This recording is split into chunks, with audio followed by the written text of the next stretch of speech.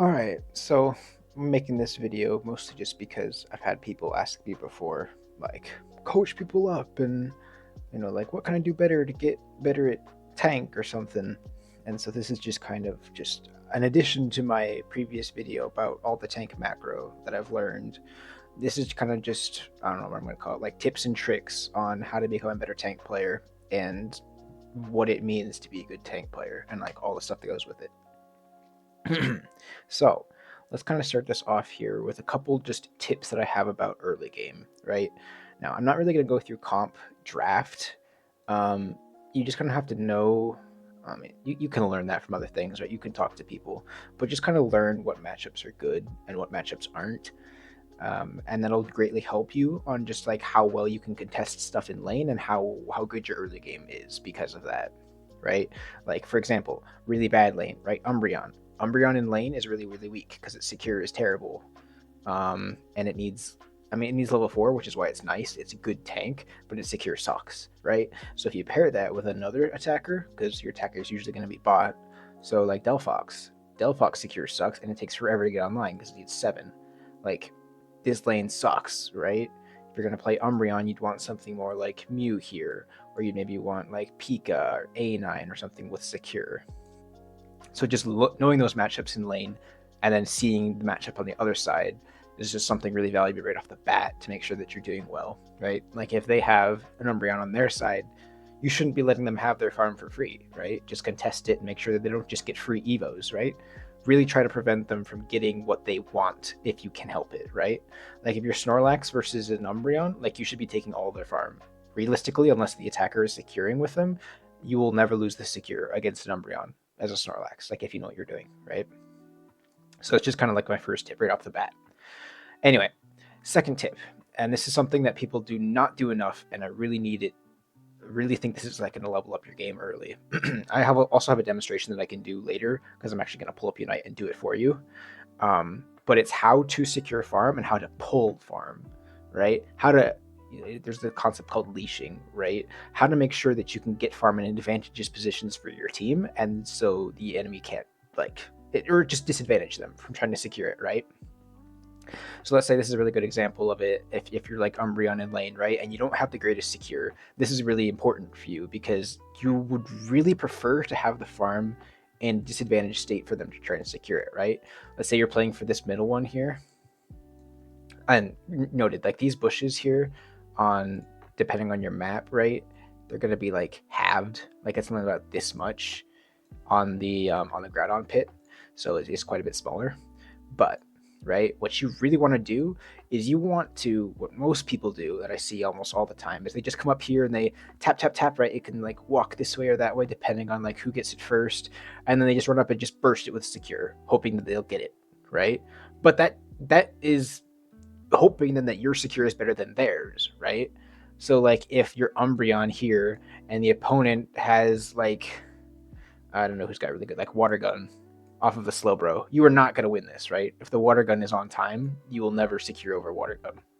So you want to make sure that you can get that even when you are disadvantaged against Water Gun, right? So here's what you do. You pull it into the bush, right? By pulling it into the bush, and there's also a way you can keep it there. I'm going to show you how you do it. Um, it becomes a guessing game for them, right? Because they have to let it go, because otherwise you're just going to take it, but they don't know what its health is at, right? So you're going to want to pull it into the bush at a health that they can't secure it at. Tap it to keep it there, but don't tap it in the range that they can actually secure it. And then they waste their secure trying to kill it, trying to secure it because they don't know what health it's at, right? And then you just take it because their secure is gone now.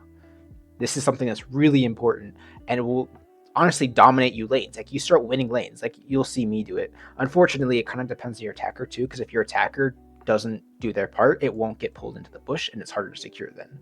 But like if I'm solo laning, or if I'm just like my attacker knows what they're doing and they let me pull it in here and keep it here, it's like you'll just win the lane because you'll just get all the contested farm, right?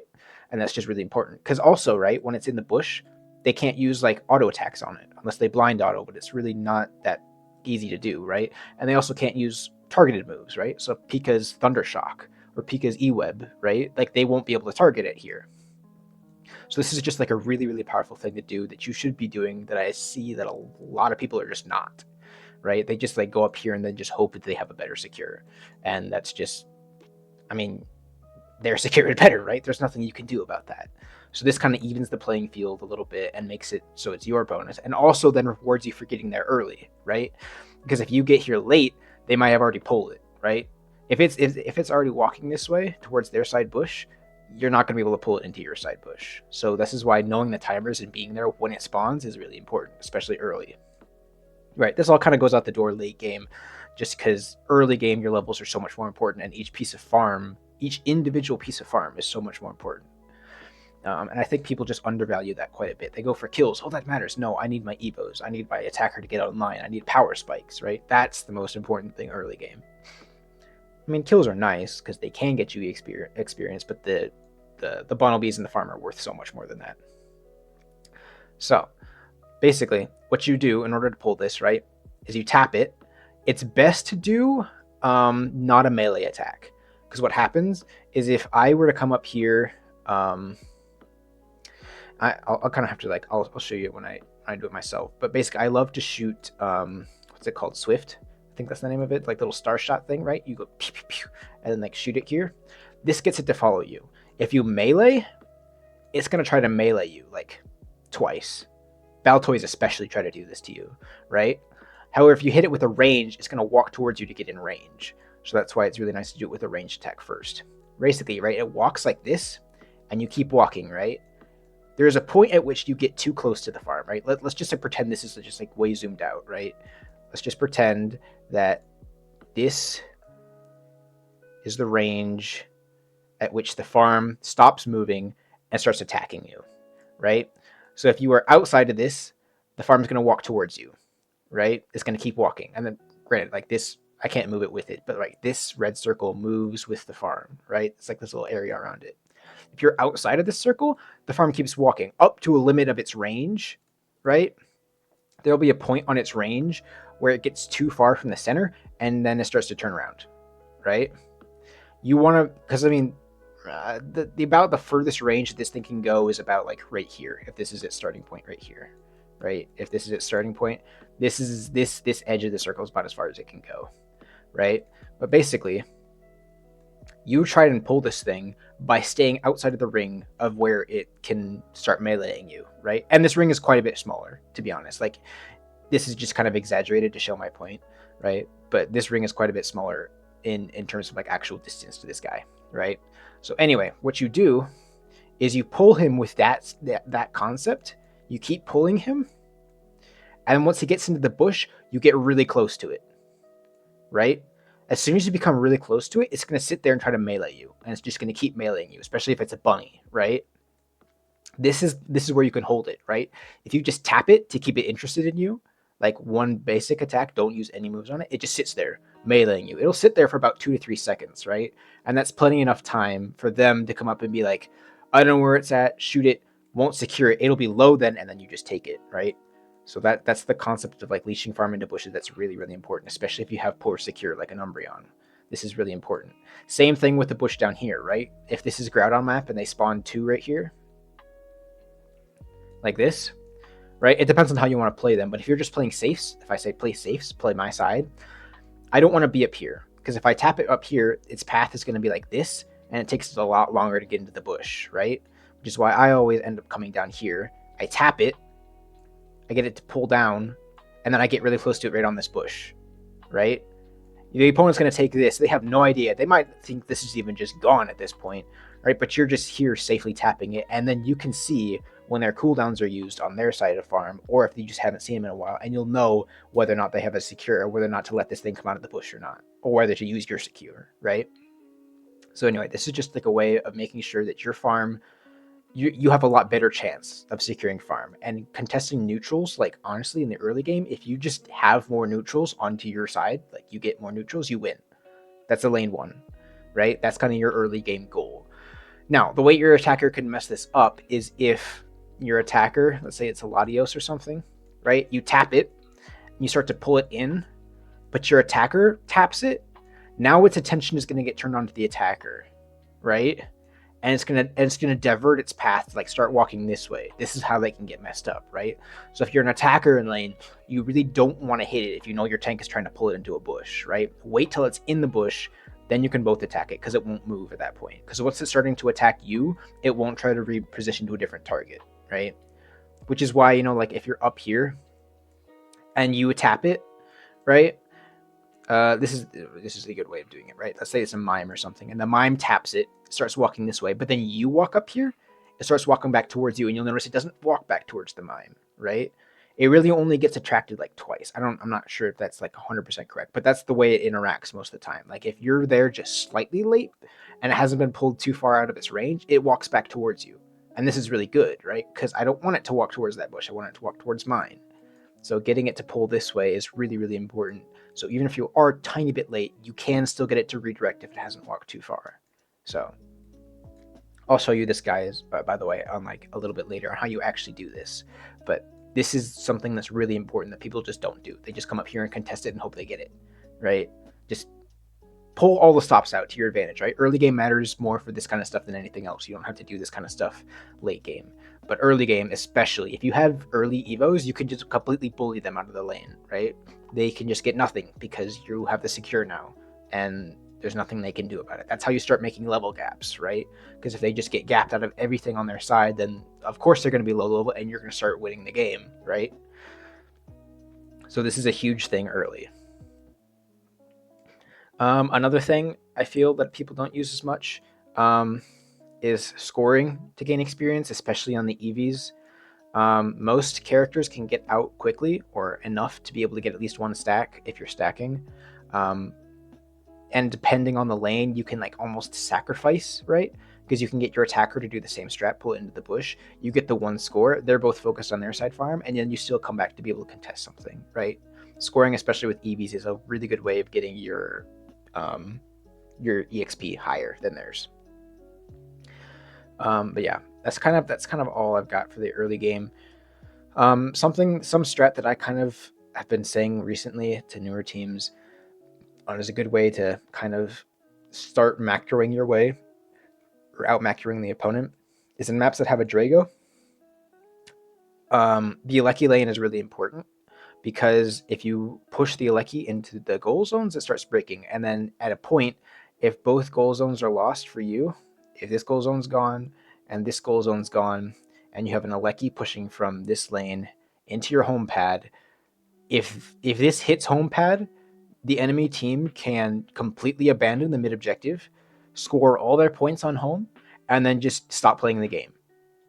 Like if they're ahead and this happens, and you guys take Groudon, Rayquaza, whatever, or Groudon or Kyogre, whatever it is, can't be Ray. Well, actually, it could be Ray. But the enemy team, right? They all have like 40 plus points each, and this hits here. They all get scores. They leave. There's not enough points on the map for you to come back. They could literally sit in their side base, do nothing, and win the game, right? So this is a win con in itself, whereas also getting the mid objective is also a win con. So the strat then, and what's really valuable and why you'll see teams push a lane so hard, especially when you're running in 5 stacks, you'll wonder, why are they pushing this lane so hard? It's the Aleki lane, right? Breaking the tier 1 of the Aleki lane is really important because getting onto the tier 2, especially early game, is really, really strong, right? Because if you get it before the 5-minute mark, they don't have the jump pad in order to stop, like, in order to respawn and keep stopping this, right? So pushing this early onto a tier 2 is really hard for the purple side to defend because they don't have a good way to consistently get back to this fight. And especially if you're ahead and you have ults, you can just break this. Because if this hits and you have points, you just break this tier 2. And if that's broken at like the second Aleki, they have at least one chance, maybe even 2, depending on how early they do this, to get an Aleki onto your tier 3, right? This is a dangerous win con for them and one you want to avoid letting them have, right? So basically, if the Aleki is the opponents, they're pushing the Aleki, you want to make sure that you repel it, right? Being there as a tank is really important. Playing on the pad is really important, right? Going off the pad is how you die. You don't really care that they're pushing your pad. You're staying on the pad because you don't want the Aleki to walk into it, right? I see a whole lot of tanks. They're like, oh, I'm going to make it engage. And maybe they're like Blastoise at this point, right? and the Alecki is here, and they've got maybe their Blaziken or something, and they've got their Pika right here, and they just decide to surf them out. Well, guess what? Now you get caught, you get E-webbed, you get Volt Tackled, you're dead, and the Alecki still walks in, right? Playing on pad is really important at the start because you just like sit here, right? They'll eventually get disinterested, and you can just basic attack this thing to death, right? The reason they're staying here so long is because this thing is still here, right? By sitting on this pad and just basic attacking and doing this and using your literal just movement, like your L stick, in order to move around and dodge cooldowns out of these guys, they'll eventually get disinterested, right? And especially if you have support here, which you usually will if your team is good, right? If you have like a Raichu that's just constantly poking them out, right? They will eventually just have to leave, right? And you kind of successfully defend this. You do not have to kill anything here, especially as a tank, right? You just have to sit here, make sure this thing doesn't go in and not die. That's your big thing, right? If you do get catches and they're all like, oh, go on this, and you kill 3, then maybe it was worth it, right? You just let the thing go in and you just get 3 kills and they still don't break this, right? But it's important to not let it break your tier 1 or let your opponents break tier 1 early if it's the Alecki lane. It's really good to avoid that. So Alecki lane is important, right? So what's a good strategy that I kind of like have developed and really like now? I can only really implement it in 5 stacks, but I can sometimes do it myself if I'm like jungling. Basically, when the first Drago spawns, this spawns at the 8-minute mark, you let it sit for a second, right? Because what happens at 7-minute mark, you figure out which lane the Alecki's in, right? Because in the Kyogre and the Groudon path, you can figure out whether the Alecki is bottom, whether it's top. And you can figure that out because you can watch the color of the tracker, right? 30 seconds before. So basically, what you do is you let this thing sit here for a little bit, right when it spawns. It's not as important to contest it right off the bat like the Altarias were at the start of the Ray map, right? Basically, you let this thing sit here, maybe about till the 7:45-minute mark, right? And then you take this thing, and then your buff is up for quite a while. And then once you have 15 seconds after that, it's 7:30, you'll be able to figure out which lane the Alecki's in, right? And at that point, you then take this scoring buff to that lane, let's say it was top, and then you break this tier 1. So the first Alecki push is actually onto their tier 2, right? And if you're leveled and they are not, especially if you are farming early the way that you should be and you have levels and they don't, this is easy to win because they don't have a whole lot of resources to deflect you, right? They probably won't have their ults yet. Maybe you have a couple, maybe 1 or 2 ults if you're lucky, right? Your jungler probably has an ult, and maybe some fed attacker or someone else has an ult, right? And that's enough to make a play on this, especially if you've killed one person trying to get this, right? You just take it up here, get the Alecki, push it through, and now right off the bat, let's say you got this through. Now at the 5-minute mark, maybe a little high, maybe a little less, you now have a way to push this all the way to their goal zone. That essentially means that they have to respect this objective more than any other objective. They either have to make sure it's always dealt with, which means that one person on their team is never going to be at the fights when you have an Alecki pushing, or they are just going to have to contest the Alekkis, right? And if you're ahead, you can always just kill them when they're trying to contest the Alekkis. This is just really strong, right? So, good early game strategy is to take that first Drago, take it to the lane the Alecki spawns in, and get early leads trying to push Alekkis into their consecutive tiers, right? That's just really solid plan. The other thing that's really, really important for tanks to do, and I kind of just recently realized this myself, is I'm coining something called playing with your head up. Now, what do I mean by this? Let me try to explain. So, I'll take an analogy, right? I played soccer a lot. I used to play, like back in grade school, I used to play with my head down, right? I just constantly looking at the ball. I was like, once I got the ball, I kind of was just like dribbling. I wanted to make sure that no one stole it from me. And then when people got on me, I got really, really scared and I kind of just kicked it. I didn't really know what to do, right? And I was always complaining that like no one was helping me. And they're all just like, dude, you're not looking up. You're not like seeing what you can do with the ball. And I never got what they meant at the time. I was just kind of like, I don't know what you mean. But as I got better at soccer, and once I like started taking it like a lot more seriously in high school, I kind of learned what look up meant, right? Basically, it's to the point where you get confident on the ball that you don't really need to look at the ball, right? You can kind of just have the ball with you and your head is up on a swivel looking for players to make a play to, right? You can see where maybe your forward is. You can maybe see where other midfielders are. You can dodge around the person, or maybe you see a really good play down the line. You can cross it all the way over their head and make an attempt at the goal, right? How does this apply to Unite? Play with your head up. This means, or what I'm making it mean, is playing to the point where the small interactions don't matter as much, right? You are more aware of the map, where people are, where your teammates are, what you're planning to do, right?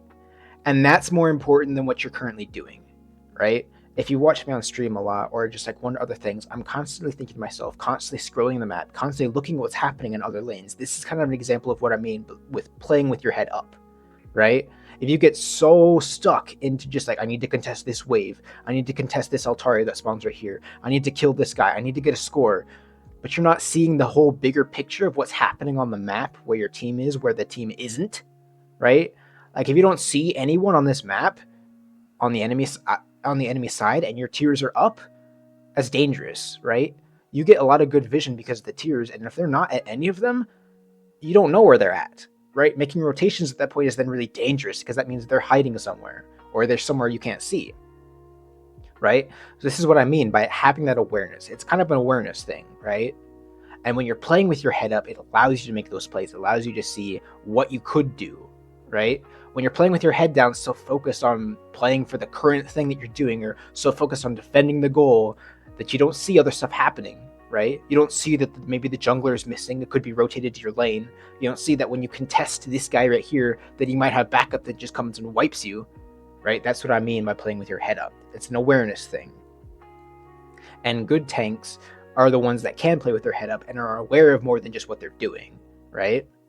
So this is a huge thing that I think is really important to do. How do you get better at that? Is to stop being so worried about what you're doing, right? You can, and I'm playing with a team is hard because like you kind of have to be worried about what you're doing currently, right? Like you have to be worried that what you're doing is correct or that you're playing well. But especially in ranked, right?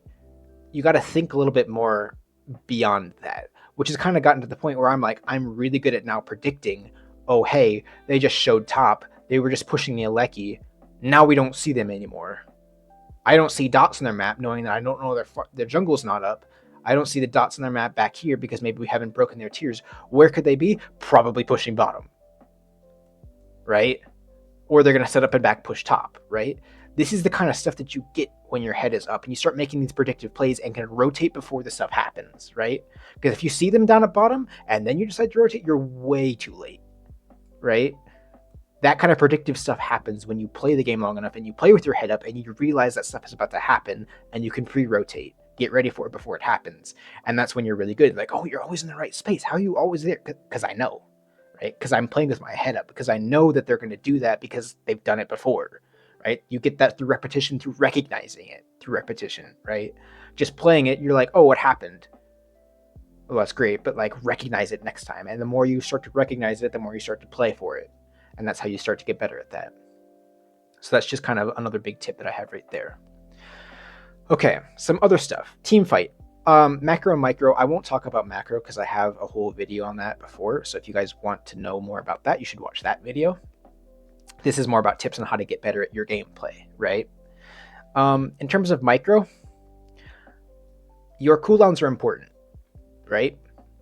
As tank cooldowns happen, they are the ones that demand the most respect, other than an ult, right? If someone ults, that demands the most respect. But as a tank, if you have a CC cooldown, that cooldown demands the most respect, especially out of their attackers and carries, right? Because if they see, right, let's say maybe it's Trevenant, because Trevenant's a pretty easy one to track, because it's kind of a longer cooldown, right? They see you have a Trevenant and you've got like a low-level Espeon or something on pad, and you're trying to defend this, right?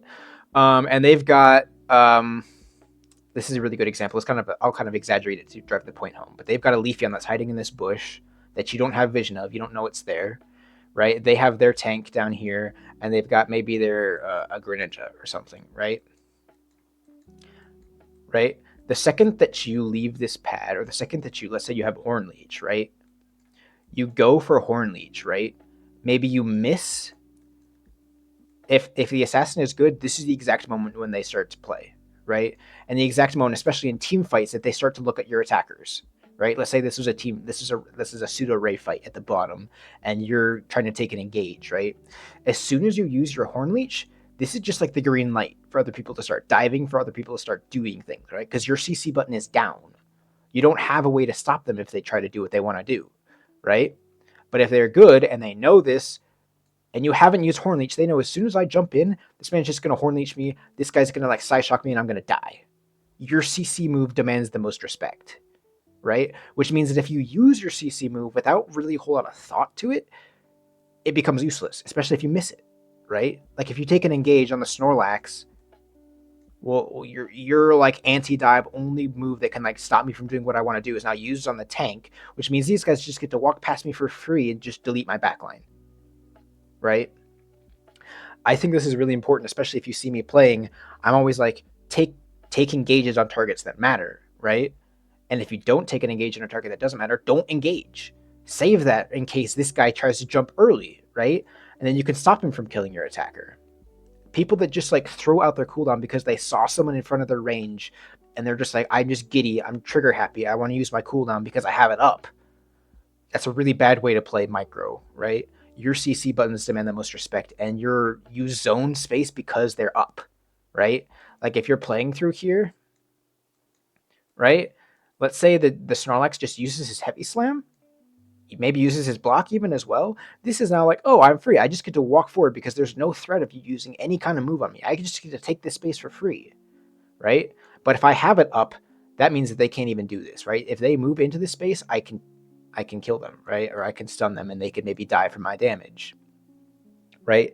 Make sure you're a lot more stringent with your cooldowns than you think you are. And if you do use your cooldowns, use them on targets that matter, right? Because if you do take an engage and you use your Horn Leech, maybe you catch the Leafeon. This is way better, right? You engage on a target that matters, and even if they did then engage back into your team, you have other people that support that, right? But if you use it, you misuse it on a target that doesn't matter, or you just use it anyway and like don't get a whole lot of value out of it, this is just free dive for them.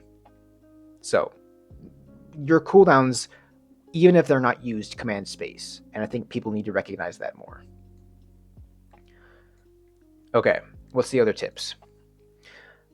Something that I think I've stressed a little bit in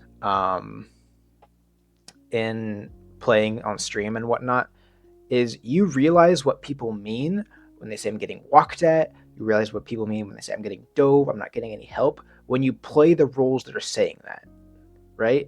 Like, let's say it's not Espeon back here, but it's Intel. Or maybe not even Intel. Maybe it's like Decidueye, because Decidueye is like the best example of this.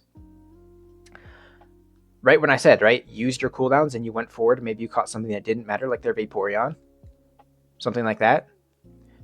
You just completely left your backline open. What does that mean? They get to free dive if they want, right?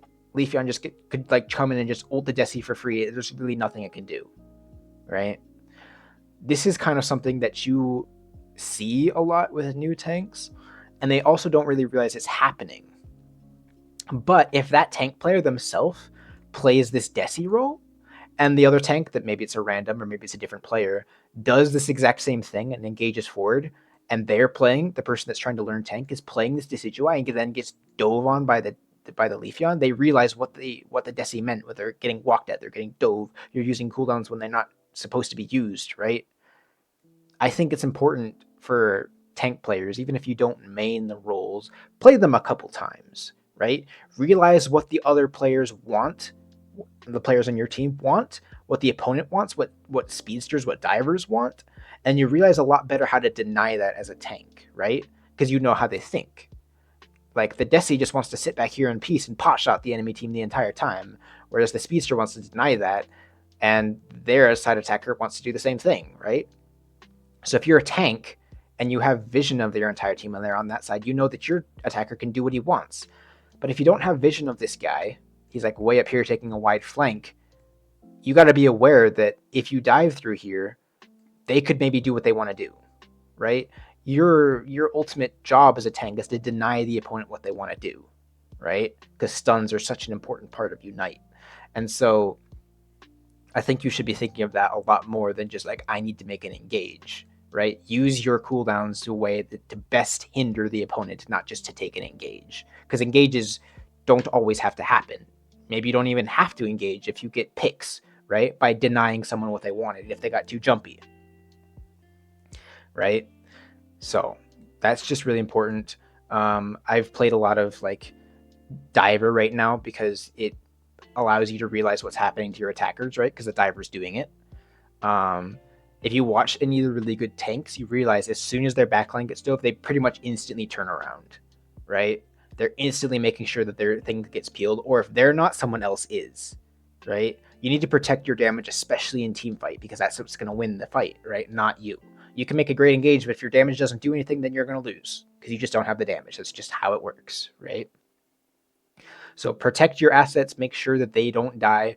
That's your main job as a tank. You should never be dead after your Desi, if at all possible, right? That just means you kind of just didn't do your job.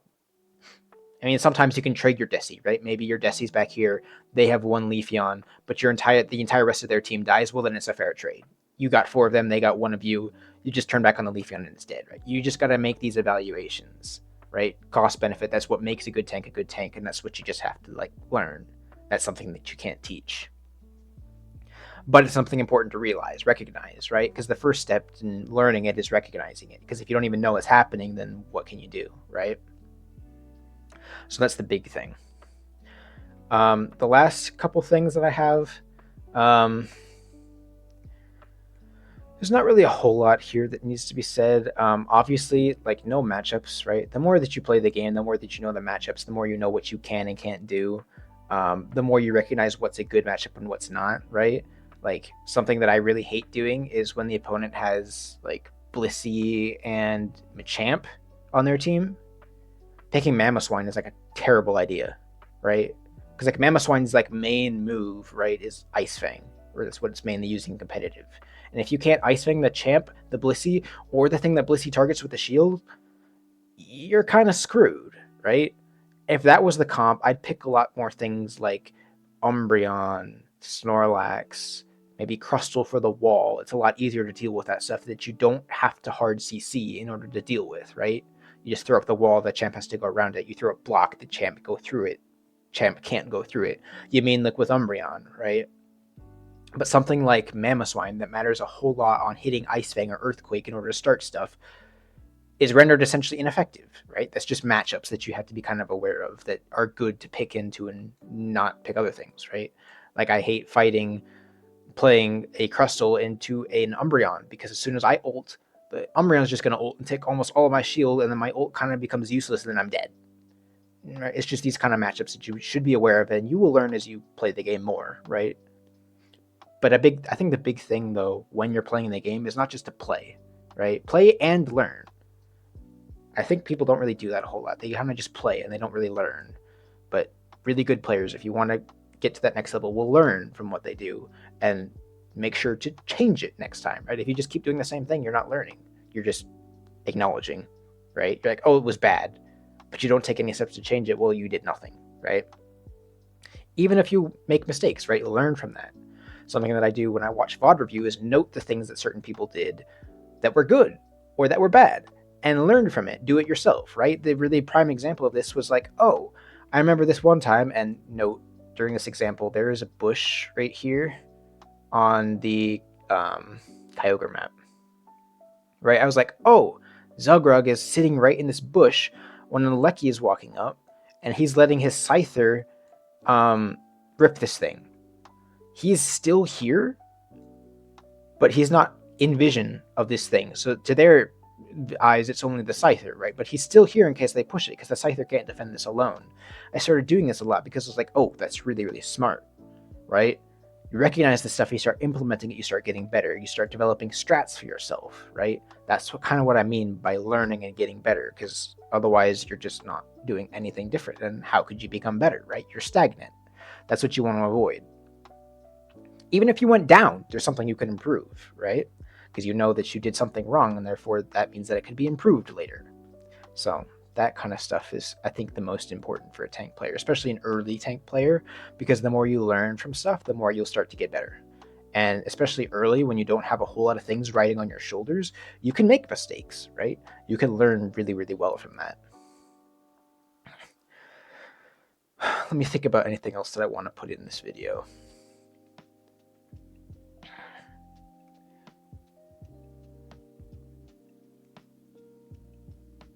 I think probably a little thing of it is early game, making sure that you're gonna use your secure moves. Like trying to get good at securing is probably just a good tactic, right? Pull the farm as well, yes, but also just get good at like knowing when you're what your secure range is and how well your secure is versus another person. Using your stuns correctly to make sure that they can't secure, which is really, really nice. Communication is really, really important for good tanks because, right, if you make engages but your team is not there, you're screwed, right? There's nothing you can do. And that just comes with playing with the team.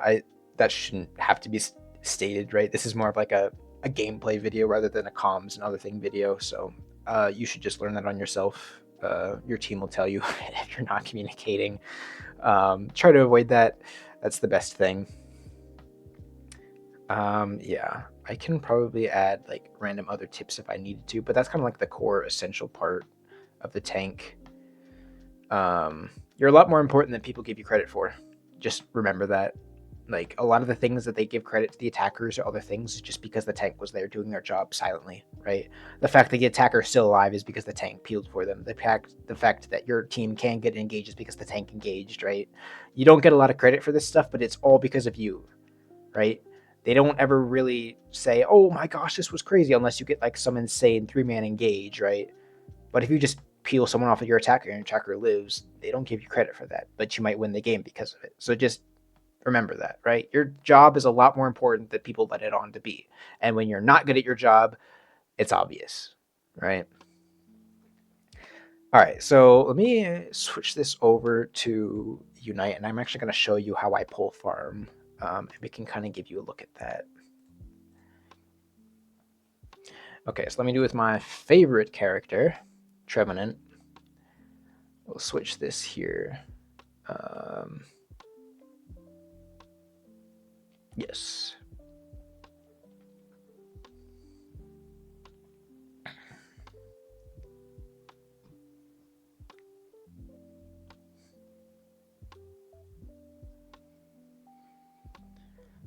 All right, so I'm going to go bot path, and I'm going to show you kind of how I would do it.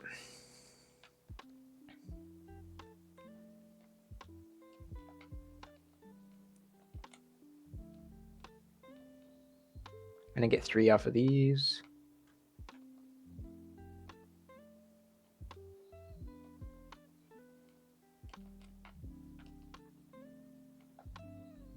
All right, so now watch. So you see this bunny right here, right? So if you want to pull it, you're going to tap it, right? See how when I melee, it basics twice, right? See how it does that? And then it starts walking towards you. So if you stay out of the range of its little detection, right, it's just going to keep walking.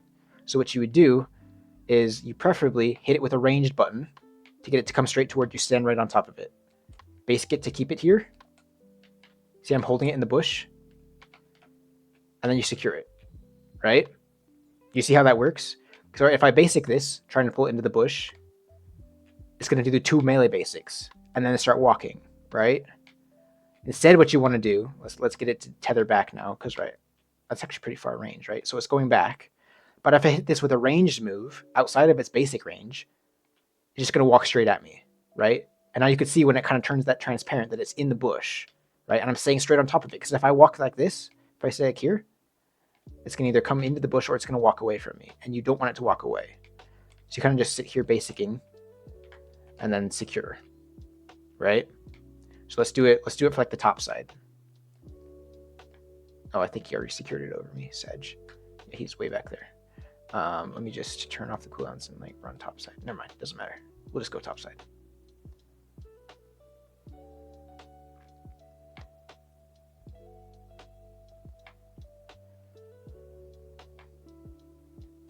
Right, so this guy, right? The way you'd want to do this is you would come out here, tap him, bring him in, stand right on top of him, right? Because if you stay back over here, see how he gets disinterested and just leaves? But if you pet deck him, right, and you get right on top of him, you stay right here. Look, he's just going to stay here. I mean, granted, you have to keep basicking him, right? But he's going to come into this bush, you sit right on top of him, and you just kind of hold it here, just like basic attacking it, and it stays here. And then they use their move, right? And maybe you keep it in there at a range that they can't secure it on purpose, right? You know that their move can't get it from that range. So then you would see what I mean by like the melee and the range move. So you keep it right here. You keep it at like this health, right? You let them hit it with their move on purpose, and then once it's low, then you just burst it and take it yourself, right? That's the kind of trick right there. The other thing that I'll say, I guess, which is kind of nice, is to actually, let me reset this because I want to do cool stuff with the hammer. Okay, so wood hammer, right? So this is also why it's important. Like if you have moves that like sweep, just pull them away, right? Just like pull it away from them. The more you basic it on top of yourself, then the more it'll stay on you, right? But another thing that I think is really important is for characters, especially like Trevenant. Well, not really like Trevenant, but Mamoswine is the really important one, right? Charging an auto is actually really important, especially because it stuns, right? And then this is also kind of just a character thing. You kind of know how long your auto will sit there.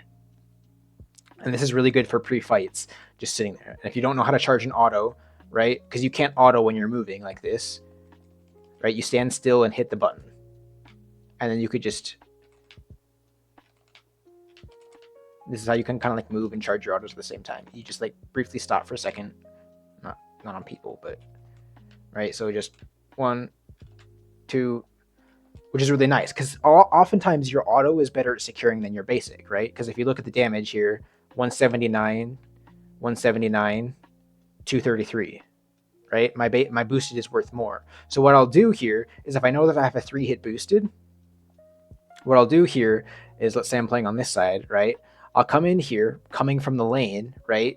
And I know that they're going to spawn, right? So they're going to come in right at a certain time. So I know what I want to do is I want to basic once, walk up to this thing, basic it again to get it to walk towards me, and now I have a boosted, right?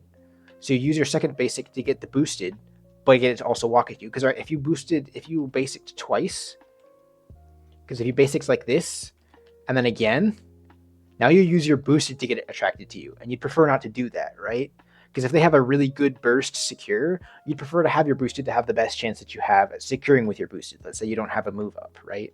Which is why I always just tap once if I have a 3 boosted, tap it again to get it to come, and now I have my boosted in here, rather than just like a normal auto. This is just kind of like niche stuff that I do, right? But this kind of stuff matters. It adds up. And you're like, oh, why do they have a such better lane? It's because you're doing these small things. Small optimizations make a huge difference, to be honest. So like just taking them into account when you're doing stuff is just like really, really important. And a lot of people just don't take it for like credit, right? Because if you secure everything in your lane every single time, that's no longer luck. That's no longer, oh, they're just like getting lucky with the secures. That's skill. They're intentionally doing that, right? And the way that you do this is these subtle things. And then just like obviously knowing the range of your moves and what they secure at is also really important, right? I haven't really covered like all like the basics of tanking in this video, right? Like that's not really my goal here. The main goal is to kind of like, oh, you already know a little bit about the move or about the role, right? And you want to know how you can take it to the next level with like smaller stuff, right? If you want to know, like if you're completely new to the role and you're trying to like, oh, I have no idea what I'm doing, how do I play this role? There's a little bit more that you'd have to know, right? Because like tanks especially, like their job changes significantly when they're at like objectives, right? Because maybe you're bursting this thing with your team or whatever. Your job at objectives becomes more of zone enemy teams if they're trying to take the objective rather than actually hit it yourself, right? Vision is really important for tanks. And this is whole concepts in itself, and I'm not really going to get into it because there's a lot that goes into that. But I will say that playing with your head up allows you to get more vision, right? Allows you to pre-rotate to certain things, allows you to predict what might happen. So by doing some of these things, you will get better at like the standard things that tanks have to do, and people just won't notice it as much. So you're like, oh, you just rotated just way faster and like way better, and why did it happen? You're playing with your head up, right? That's a core thing that a tank would have to do, but you don't really get the credit for it, right? Or you don't really like it's not like a solid thing, like a core practice that you're suddenly better at now. You're just he's 14. Holy crap. But like, right? It's just like doing these things will help like your like the smaller things that tanks have to do, right? The things that should be automatic or things that are just like part of the tank role, you will become better at just because you're implementing these smaller things, right?